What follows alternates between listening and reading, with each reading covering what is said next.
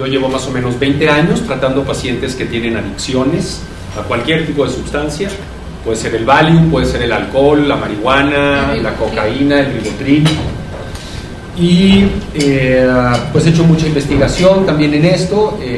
Actualmente pertenezco a un colectivo que se llama el Colectivo por una Política Integral hacia las Drogas, y somos los que hemos estado detrás de todos estos foros que se han hecho en la ciudad para discutir la legalización de las drogas. Actualmente ya vamos en la 7ª iniciativa que metemos al Salón del Congreso para votar al respecto. Actualmente estoy trabajando con el doctor de la Fuente en la UNAM, también en un grupo de contacto sobre medicina cannabinoidea. Y pues bueno, a mí se me invitó básicamente para que platicara sobre esto, sobre lo que tiene que ver con los nuevos tiempos que enfrentamos. Porque como ustedes lo han visto actualmente, y bueno, yo quiero decir que no soy escritor, eso es importante. A veces sí escribo, pero pues textos técnicos que no son muy aptos para leerlos aquí, y por ahí hay un par de publicaciones que he hecho en conjunto con otros expertos de verdad, aparte de mí, que hemos hablado. Tenemos un libro que sacamos de los anexos, que son estos lugares a donde se interna involuntariamente a los alcohólicos en México, e hicimos también otro libro con un autor que se llama Inder Bugarin, que es el representante de los periodistas de México en Europa, que se llama Drogas Libres, Libres de Drogas, y básicamente adopta esta discusión sobre qué debemos hacer con este gravísimo problema que enfrenta nuestra sociedad en México, en la Ciudad de México y en todo el mundo, al que a grosso modo le llamaremos problemas relacionados con sustancias, porque son muchos. De hecho, quiero comentarles inicialmente que no es bueno decirles drogas, no es una buena manera de hablar de estas sustancias, porque si yo hablo de drogas, pues es como decir, como no compres fiado, ¿verdad? No te drogues, es un término muy peyorativo. Clínicamente, para los médicos, para los científicos, no nos dice demasiado, porque las drogas son un grupo de sustancias que van desde el chocolate hasta la morfina, y hay muchas drogas que están en este espectro, en este continuo. Entonces, hablar de sustancias psicoactivas es más apropiado porque nos da como más formalidad científica, es mejor para clasificar y para hablar de sustancias psicoactivas. Entonces, es muy importante darnos cuenta que este problema es el problema de salud pública más importante del mundo si no tomamos en cuenta la pobreza, que la pobreza es el problema más grave del planeta, sin duda. Pero de otro modo, viéndolo aparte de la pobreza, lo que tiene que ver con el abuso del alcohol, de las drogas, la asistencia a hospitales, las muertes en carreteras, el ausentismo laboral, la violencia domiciliaria, el VIH, todo lo que pasa alrededor del alcohol y todas las demás sustancias, es el problema de salud pública más importante que enfrentamos en el mundo. A los médicos nos gusta resolver las cosas de tajo. Si a alguien se le inflama el apéndice, pues nos gusta sacarle el apéndice y se la damos de comer al gato y se acabó el problema, ¿no?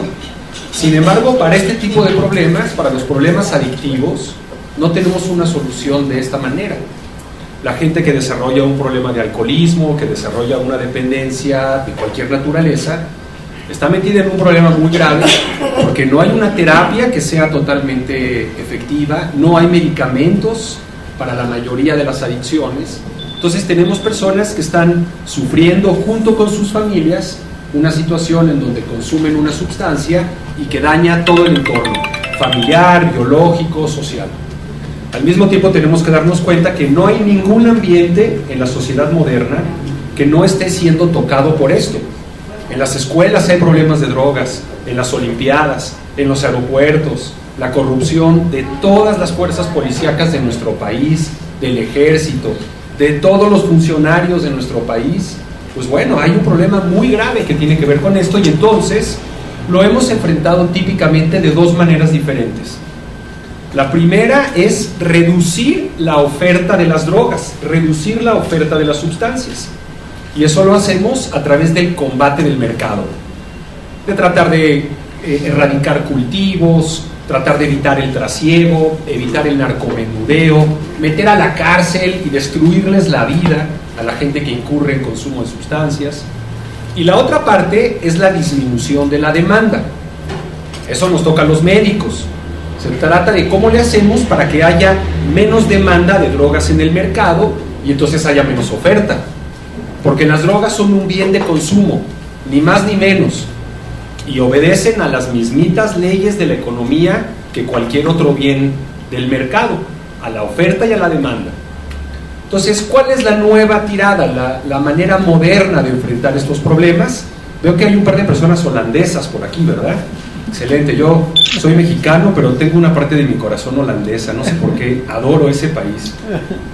Y dentro de otras cosas tienen una de las políticas más liberales y más accesibles para el control de drogas blandas que hay en el mundo. Y le llamamos el experimento holandés, porque así se conoce en todo el mundo.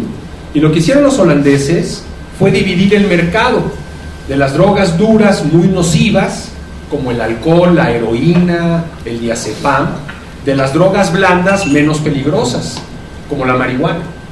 Y esto les funcionó muy bien, porque sacaron del mercado pues a un montón de narcotraficantes y a mucha presión económica, que era lo que le daba la vida a estas bandas de narcotraficantes en Holanda, igual que el alcohol en Chicago, ¿no? En la prohibición, esta prohibición del alcohol fue la que hizo que naciera la mafia italiana, y Lucky Luciano y Al Capone y toda esta gente.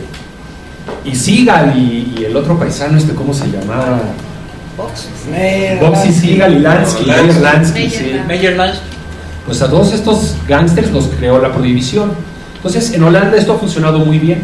En la medida en que la marihuana está regulada en vez de prohibida, ya no existe un mercado negro y una mafia alrededor de la venta y el consumo de esta sustancia. El problema que tenemos es que hay una gran falacia alrededor de la guerra contra las drogas. Lo que los gobiernos promueven es una guerra para tratar de salvaguardar la salud de la población, porque les llamamos delitos contra la salud, ¿no? Pero finalmente el consumo de una sustancia es un acto que se da en la autonomía de cada persona, de la misma manera como elegir la conducta sexual o el partido de fútbol que uno quiere ver o al equipo que yo le voy. Entonces, en la medida en que una persona consume ¿cómo? Claro, la interrupción de un embarazo y la eutanasia también. Son temas muy controversiales, muy controvertidos, controversial no se puede decir en español, me acaban de corregir. Son términos muy controvertidos, son temas muy controvertidos, pero de lo que estamos seguros es que no podemos seguir haciendo las cosas como las hemos hecho hasta ahorita. El status quo debe de cambiar. Llevamos 100 años desde la Convención de Shanghái en 1909, que se empezó con la guerra contra las drogas.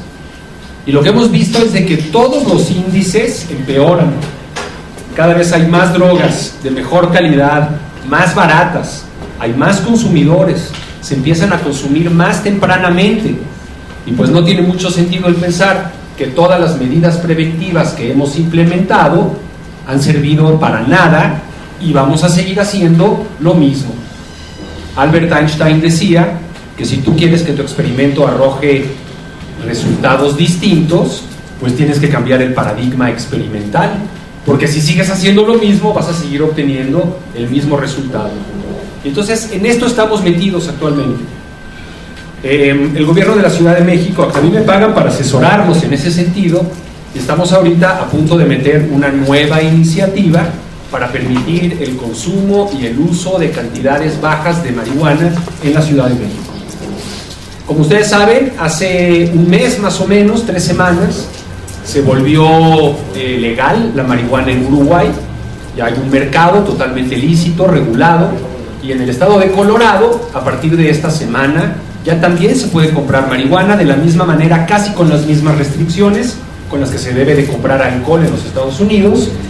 Dentro de otras cosas, se espera una derrama de $60,000 millones de este mercado, 60 billones de dólares, y pues bueno, se espera mantener a mucha gente fuera de la cárcel. Es muy duro decirlo, pero mientras ustedes y yo estamos aquí desayunando muertos de frío en este lugar, hay un montón de gente presa en la cárcel con la vida destruida porque fueron sorprendidos con medio cigarrillo de marihuana en el bolsillo.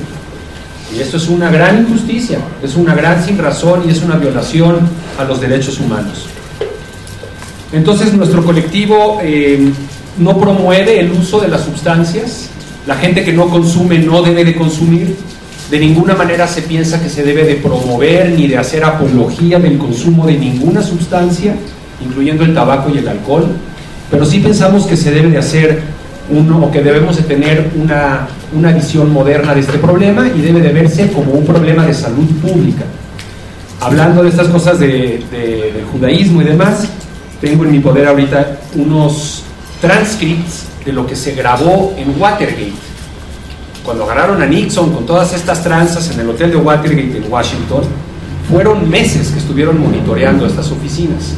Y bueno, hay toneladas de transcripts de lo que se oyó en esas oficinas. Y fíjense que Richard Nixon fue el presidente norteamericano que le dio un nuevo empuje y él acuñó el término War on Drugs, guerra contra las drogas. Y hay un transcript de él que es muy interesante, que está preguntándole a uno de sus asesores, que se llamaba Robert Handelman, un paisano, y le pregunta: Bob, what's going on with your Jewish friends? ¿Por qué todos están a favor de la legalización? ¿Por qué hay tanta oposición de parte de los judíos a esta prohibición? ¿Qué está pasando? Muy alarmado. Dice: seguramente porque la mayoría son psiquiatras. Yo me siento muy aludido, me encanta, porque a mí me gusta ser esa figura rebelde, y siempre he sido un judío bastante rebelde, y soy un mexicano muy rebelde y un psiquiatra muy rebelde, y me ha funcionado también. Quiero decirlo, que es importante que haya disidencia y que haya discusión y que hayan opiniones distintas en una sociedad tan diversa como la mexicana, en un mundo tan globalizado como en el que vivimos, y ni se diga entre los judíos, ¿no? Que nos caracterizamos porque si habemos tres, van a haber tres partidos políticos distintos y una coalición. De la Farmacopea Árabe, que es un libro hermosísimo y que trae casi 5,000 plantas, la primera de ellas es el cannabis. En segundo lugar, quiero hacerles ver un dato que es totalmente contundente. En ningún lugar del mundo, en ningún momento de la historia del ser humano, se ha registrado una sola muerte por cannabis. Y eso no lo podemos decir de ninguna otra medicina, Por cada 1,000,000 de personas que toman aspirina, una se muere. Por la aspirina, el ácido acetilsalicílico. Por alergia. Entonces, esto lo convierte en el fármaco más inocuo de la medicina. ¿Cómo se llama? Cannabis indica, la marihuana. No hay ninguna. Fíjense, hace como un año hubo un chavo. Hace como un año hubo un chavo que trató de cruzar de Marruecos a España y se comió en unos condones 1 kilo de hashish, ¿no? Se le reventaron los condones y estuvo a punto de morirse el amigo. Y estábamos muy atemorizados porque esa se iba a convertir en la primera muerte por cannabis de la historia. Y no se murió el amigo, Estuvo ahí en coma una semana, pero ahorita ya anda traficando seguramente otra vez. Está una filmación de un Congressional Hearing. Es un momento en donde se reúne el Congreso del Estado para oír el argumento. La jurisprudencia anglosajona se da por un caso. Si, como Roe versus Wade en el aborto, ¿no? Si la Corte Suprema falla de una manera, los demás juicios tienen que fallar de esta misma manera. Entonces, exactamente, así queda el precedente.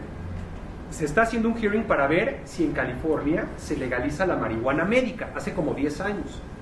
Y uno de los testimonios era de una mujer como de 60 años, totalmente deforme por un problema de artritis reumatoide. Pero la pobre mujer estaba sentada así en el banquillo, con los dedos totalmente contraídos. Y la historia de la mujer era, al igual que su señora madre, que lo único que le quitaba el dolor de la artritis era fumar marihuana. Entonces la señora dice: señor juez, llegaron a mi casa unos tipos con unas máscaras, con unas metralletas, tiraron la puerta, se llevaron mis plantas, se llevaron toda mi medicina y yo me estoy muriendo de dolor. Y el juez se volteó, se les quedó viendo a los acusadores y les dijo: regrésenle en este instante todas sus cosas a esta señora y déjenla de estar jodiendo. Es inhumano que una persona que encuentra alivio con una planta que da la naturaleza se le meta a la cárcel por no querer comprar los productos farmacéuticos que nos venden los suizos y que cuestan 50 veces más. Acá hay un problema también de acceso, compañeros. La población mexicana, cuando alguien tiene cáncer y le están dando quimioterapia, está vomitando todo el día. Esto se quita con una medicina que se llama Sofran y cuesta 700 pesos la ampolleta. Hay que ponerle 3 al día. Si es un obrero, ¿cómo va a pagar esto? En cambio, si fuma marihuana, se pone chapeado, come, no vomita, gana peso, tiene mejor pronóstico, va a sobrevivir su cáncer de próstata o de mama.